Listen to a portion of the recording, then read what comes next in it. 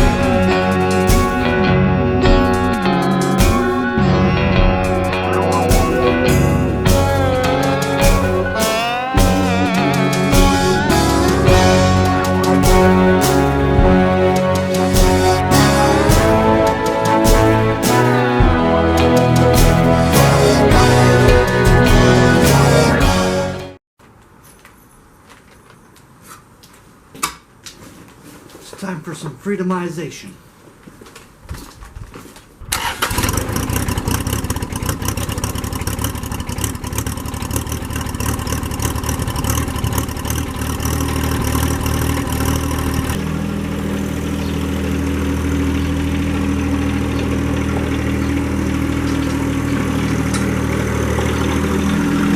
Well, howdy there, y'all. Yamasaki here. Welcome back into the channel if you're new around here. And today marks 250 years of America.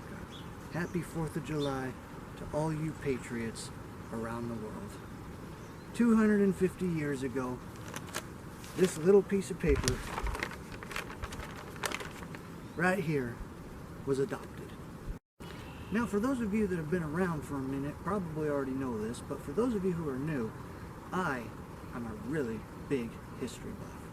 Over the years, I've just gotten more and more into history, especially reenactments. Even though I've never been into one, I do like impressions and just the history in general. And a while ago, I wanted to put together a Revolutionary War kit. And this is what I have so far. Now, this is not perfect by any means. Some of it is very historically inaccurate, or in other words, Farby in the reenactment community. But I figured today, on this special day, I would go over all the pieces and equipment that these people used all the way back then to form a nation. And I am, towards the end of this video, going to be laying out all of this equipment and showing you guys a closer look at some of it. So, this is a basic militiaman or Minuteman outfit. I didn't go for a Continental Army outfit. Those tend to be way more expensive. Some of this stuff is genuine and some of this stuff is not. It's just, you know, cheaper stuff. So I'm going to start at the bottom here with my shoes, and I will list where I got some of this stuff as well as how I made some of this stuff, because a lot of this stuff you can make on your own. So I got these buckle shoes here. They're more or less like ankle high boots in my opinion, but they got a nice pretty buckle on the front, and it basically just works just like a belt pretty much. You loop it in, you call it good. Very basic. It's got a leather sole, leather skin all on the outside. Pretty good stuff. Next we have stockings, which were the socks of the day. These things go up to here on me. Whoa, losing my balance. These things go up to here on me. It's pretty crazy. I got both the shoes and the stockings from Jazz Townsend. If you are a history buff like me, you will love Jazz Townsend. They're the ones that that specialize in making all this equipment and even how to cook back in the day. It's pretty amazing stuff. So I encourage you to go check them out if you're interested in this kind of stuff. Next thing we got is breeches. Think of them like the old world capris. Capris pretty much go down just below the knee, and that's what these breeches do. It's known as a fly front because it's got a big flap that folds down when you got to do your business. Underneath that, or underneath my waistcoat here, which is nothing more than a long vest made of wool, and it's lined with cotton on the inside. This I bought off of eBay. It's actually a pretty good quality one. It's not perfect by any means, but it gets the job done. Underneath that, I have this shirt here that I got off of Amazon. It's just like a tribal shirt that I bought at the time. I did in fact order a reproduction work shirt from Jas Townsend and Son. Unfortunately, it will not be here in time, or well, it hasn't gotten here, period, in time for the 4th. So I had to make do what I had. So this is very historically inaccurate, although some of them would have rolled their sleeves up, so yeah, it kind of works.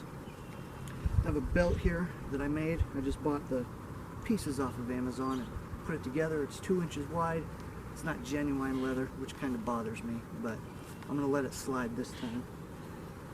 On here, I've got a little buckskin pouch, and this is what I am going to use for when I get a proper musket. I'm going to put all my musket equipment in this. Right now I just got a couple rolls of lead in case I ever need to make some ammunition on the fly.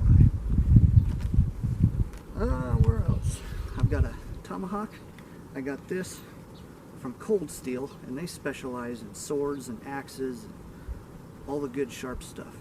This one I modified. I took the finish off and just stained it, and then I took the black finish off of the actual blade just to make it a little more historically accurate.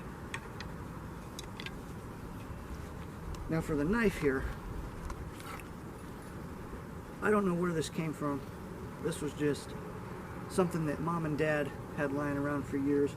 It looks like it's Native American made, judging by the big old beaded sheath here. I think the sheath is actually made of rawhide. I could be wrong though, but this is a very, very old knife from the looks of it. Very thin. This one is a scalper for sure. So I just have that. I'm not sure if they would have carried both, the Militiaman or Minuteman, but some of them would have had tomahawks, some of them would have had a knife. Just depends on what their profession was, what they could afford or make, and just what they had in general. Moving on up, I've got my powder horn here for my powder. I think I got this from muzzleloaders off of eBay, muzzleloaders.com. It came with a very crappy strap in my opinion, so I used some buckskin and made my own, and I also attached the little cover here because it didn't come with anything, and if I lost that, then I'd lose all my powder, and I'd be pretty damn screwed. Over here I got my haversack. Now this is actually a piece that I made myself. I just used some store-bought cotton from Harbor Freight, and I looked up the dimensions, which mine is about a 10 by 11, which is about standard size at the time, and then I'm not sure how wide the belt is, but I folded it in half and stitched it, but it is about 49 inches, which is about the max length that they would have been at the time. And I did machine sew this, so you got me there, but I did hand stitch the actual lace to the bag itself, and then hand stitched the button and the buttonhole on it. And then for my rifle here, I just have my old 1861 Springfield musket rifle. It's the only one that is as close to being historically accurate. You know, a big old long rifle, and it's got a sling on it, which I don't think was also historically accurate at the time, although some fellers probably would have come up with something if they needed it. And then the hat is also from Jas Townsend and Son. It's just an old tricorn. Mine's a little taller than usual because I got a pretty small head, and depending on how big your head is, that is going to determine the size of these walls on your tricorn. And that's pretty much much it, guys. You know, these guys that went out there and fought in the cold and in the rain in just stockings and a single shot musket, man, you gotta respect them. That is some crazy business for sure.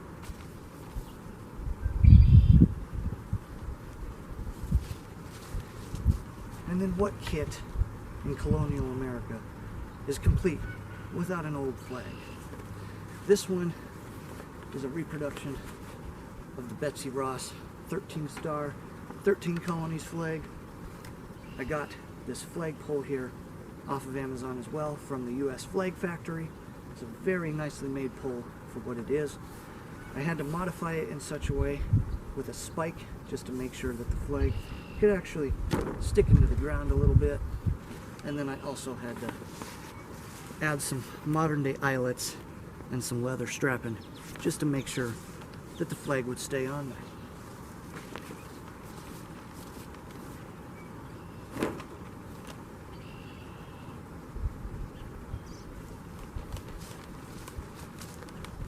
Now guys, I'm by no means an expert on reenacting. I've also got a Civil War kit that I'm still working on, and I figured this would be a great way to start out my new series, which is going over all my reenactment kits and the histories of such and all that. And like I said, I'm no expert, so if any of you have any advice on how I can improve this kit, what's historically accurate, what's not, you know where to go down in the comments below, and any tips and tricks would be greatly appreciated. So I think I'm going to go ahead and strip all this off, lay it out on the table for you guys so you can see it all a little closer, and yeah, maybe give you some inspiration if you're looking to do a kit like this yourself. Alright, here is pretty much everything laid out. Everything except the stockings. They're a pain in the butt to put on, so I figured I'd leave those on. But simple enough. They're just big, long tube socks. There's the powder horn, my homemade leather strapping. There's that beautiful knife there. Homemade haversack. There's a little button. A little buttonhole there. Not the best stitching on the sides here. If I can even show you, if it'll let me. Just a basic stitch, and then everything else on it was machine stitched. So yeah, I kind of cheated, but it works. There's those buckle shoes that I was talking about. All leather, all the way around. They recommend you put a heel guard on it just to keep it, you know, surviving a little longer, because leather will wear out, especially them bottom soles. And those are straight lasted shoes, so there's no right or left. It's just you put them on, you figure out which one fits right on each foot, and you put the buckles on and call it good. There is that tomahawk. It's a very nice tomahawk. I'm surprised how good it came out when I took the finish off of it. That's the only historically inaccurate part about it, I think, because they put a set screw in there, but, you know, tomahawks are designed so you just mash it down and it stays put. There's my belt with my little buckskin pouch, gun pouch. There is that beautiful piece of paper. Breeches with the fly front. I don't know if these are a little long on me or not. I'm going to try and get a pair from Townsend at some point, but yeah, I got these off of Amazon, and they're pretty good. Pretty good. There's that waistcoat made of wool. All those beautiful brass buttons. And then that shirt as well. I added a little bit of homemade lacing just to make it look a little more realistic, you know.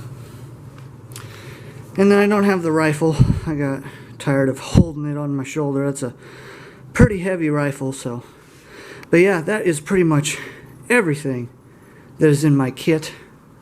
And I think that's all that I really have for you guys in this video. I really just wanted to make a real nice video on the 4th of July. So please let me know how I did down below in the comments. So if you guys enjoyed this video, I hope you did. Don't forget to like, subscribe, and comment for more content. And Yamasaki out.